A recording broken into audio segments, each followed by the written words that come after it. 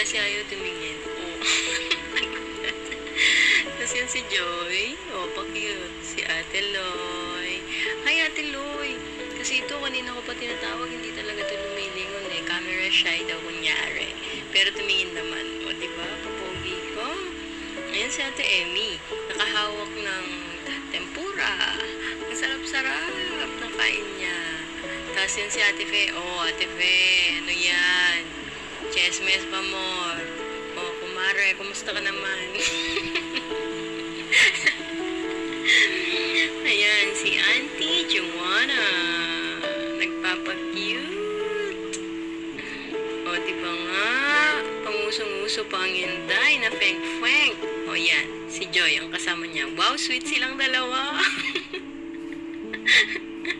ang aming ate na super masipag magluto para sa pagkain ng media. Hi, ate. Oh, gulat pa yan. Oh, sige, paduling-duling pa, day. Kaya mo yan. Nanonood kasi yan ng Queen of Tears. Tapos ito ang aming Amphon. Ang magandang dalaga na aming kasama. Tapos, balik tayo kay Ate Fe at Ate Emmy. O, tapos ako naman yan. Sino yan? Ay, ang ganda na yung ate, oh. Oh, yan. Sige. Oh, happy Ate Emmy? Sobrang happy, day? Kasi, alam mo bakit nagkakaganyan yan? Kasi nga sinabi ni Joy, yung damit niya, pareho nung last time na kumain ulit sila sa restaurant na yan. Kaya tawang-tawa kami that time. Tapos sinabi niya, hindi sabi niya. Tapos si Joy naman, may prueba. Pinakita niya talaga yung yung damit. Kaya yun, sabi namin, ay, confirmed damit mo talaga yun.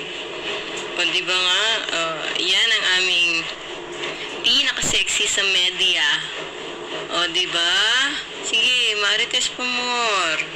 Yan, pagkatapos na ng service yan. Inulit pa. Sige, ulitin mo pa. O, pakita. Tignan mo naman yung mukha niya, day, na nakikinig. Uy! Ano yun? Doy. Tapos, pinakita talaga ni Joy na yung damit ni Ate Jeneline nung last time na pumunta sila dyan, pareho. Kaya yun, yan. Nagugulat si Ate Jen. Ayun, sa Ate Jen, ang daming damit niyan. Talagang, fashionista talaga yan sa amin. Malapit na pong magtapos ang ating